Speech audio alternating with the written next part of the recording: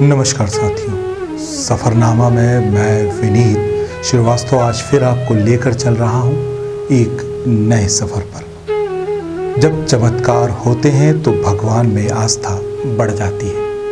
आस्था और अंधविश्वास में बहुत छोटा सा फ़र्क होता है। अंधविश्वास वो जिसको वैज्ञानिक तरीके से हल ना किया जा सके, और चमत्कार वो जिसका विज्ञान के पास भी कोई जवाब ना हो।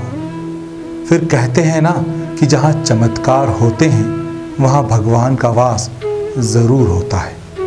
आज हम सफ़रनामा में आपको ऐसे ही एक चमत्कार की ओर लेकर चलेंगे, जहाँ एक बार नहीं हर समय और हर दिन हजारों सालों से चमत्कार होते आ रहे हैं, जहाँ भगवान के स्वयं होने के हर पल सबूत मिलते हैं, जहाँ चमत्कार होते भक्त अपनी आँखों से देखता है। सबसे बड़ी बात तो यह है कि भगवान खुद प्रत्यक्ष रूप से रोजाना चमत्कार करते हुए भक्तों के द्वारा लाई गई मदिरा का सेवन करते हैं। जी हाँ साथियों, आज हम हैं उज्जैन के प्रसिद्ध काल भैरव मंदिर में, जहाँ भगवान काल भैरव स्वयं विराजित हैं।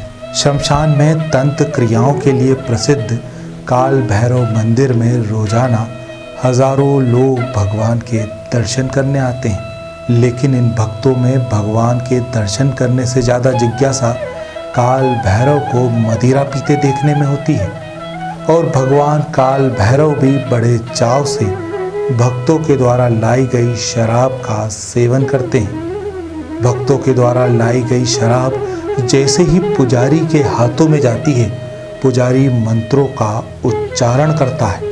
फिर देखिए, आपको पता ही नहीं लगेगा कि आपके सामने ही मूर्ति रूप में विराजित काल भैरव देखते ही पूरी शराब को चट कर जाते हैं। भगवान काल भैरव यहाँ मूर्ति रूप में कब से हैं यह कोई नहीं जानता, पर मंदिर निर्माण को लेकर कहा जाता है कि तकरीबन 6000 साल पहले इस मंदिर का निर्माण किया गया था।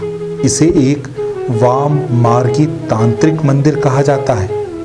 वाम मार्ग के मंदिरों की यह विशेषता होती है कि इस तरह के मंदिरों में मदिरा, मांस, बलि, मुद्रा जैसे प्रसाद चढ़ाए जाते हैं। कहते हैं प्राचीन समय में यहाँ सिर्फ तांत्रिक ही आते थे। यहाँ आकर उनके द्वारा तंत्र मंत्र क्रियाएं की जाती थी। कुछ साल पहले ही यहाँ बलि प्रथा खत्म की गई है। अब भगवान भैरव को केवल मदिरा का भोग लगाया जाता है।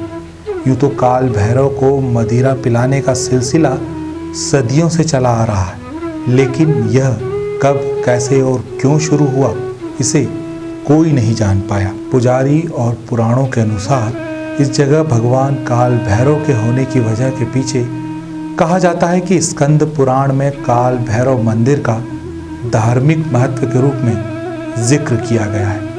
कहते हैं चारों वेदों के रचयिता भगवान ब्रह्मा ने जब 5वें वेद की रचना करने का फैसला किया तो देवता भगवान शिव की शरण में गए ताकि अब 5वां वेद ना रचा जा सके। लेकिन फिर भी ब्रह्मा जी ने किसी की बात नहीं मानी। इस पर भगवान शंकर को गुस्सा आया और उन्होंने तीसरे नेत्र से बालक बटुक भैरव को प्रकट किया। फिर उग्र स्वभाव के इस बालक ने क्रोध में आकर ब्रह्मा जी का 5वां मस्तक काट दिया। लेकिन बाद में ब्रह्म हत्या के पाप को दूर करने के लिए भैरव कई स्थानों पर गए, लेकिन उन्हें इस ब्रह्म हत्या से मुक्ति नहीं मिल पाई। अंत में भैरव को वापस भगवान शिव के पास ही जाना पड़ा। शिव ने भैरव को बताया कि वो उज्जैन में शिप्रा नदी के तट पर ओखर शमशान के पास तपस्या करें, तब जाकर उन्हें इस पाप से मुक्ति मिलेगी। उसी समय से यहाँ काल भैरव की पूजा की जा रही है। मंदिर में शराब के प्रसाद का असली रहस्य क्या है ये कोई नहीं जान पाया।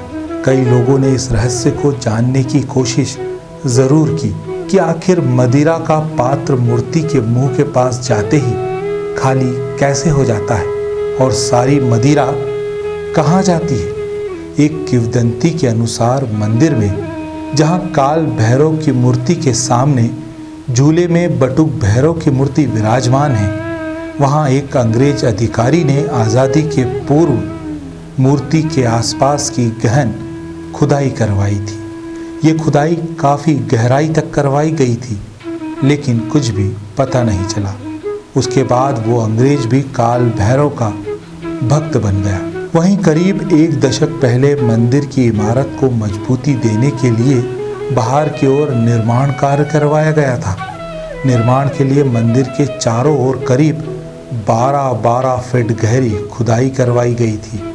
उस खुदाई का उद्देश्य मंदिर का जीर्णोद्धार कराना था। इस खुदाई को देखने के लिए काफ़ी लोग यहाँ पहुँचे थे। सभी जानना चाहते थे कि जब काल भैरव शराब का सेवन करते हैं तो वह शराब आखिर जाती कहाँ है। लेकिन खुदाई में ऐसा कुछ भी नहीं मिला। साथियों, काल भैरव जितने चमत्कारिक हैं उतना ही अपने भक्तों को अचंभित भी करते हैं। आप जब भी उज्जैन जाएं तो काल भैरव मंदिर में ज़रूर जाएं। भगवान काल भैरव के मंदिर में मदिरा का प्रसाद ज़रूर चढ़ाएं, क्योंकि इस मंदिर में चमत्कार का कोई समय नहीं है, बल्कि समय ही एक चमत्कार है। साथियों, आज के अंक में इतना ही। अगले अंक में मैं आपके लिए फिर एक नए सफ़र के साथ उपस्थित रहूँगा। साथियों, आपको सफ़रनामा का यह अंक कैसा लगा आप मुझे ज़रूर बताइएगा। मेरा ईमेल आईडी है safarnamavineet@gmail.com। आप मेरे फेसबुक पेज पर भी कमेंट कर सकते हैं। फ़िलहाल मुझे दीजिए इजाज़त। नमस्कार।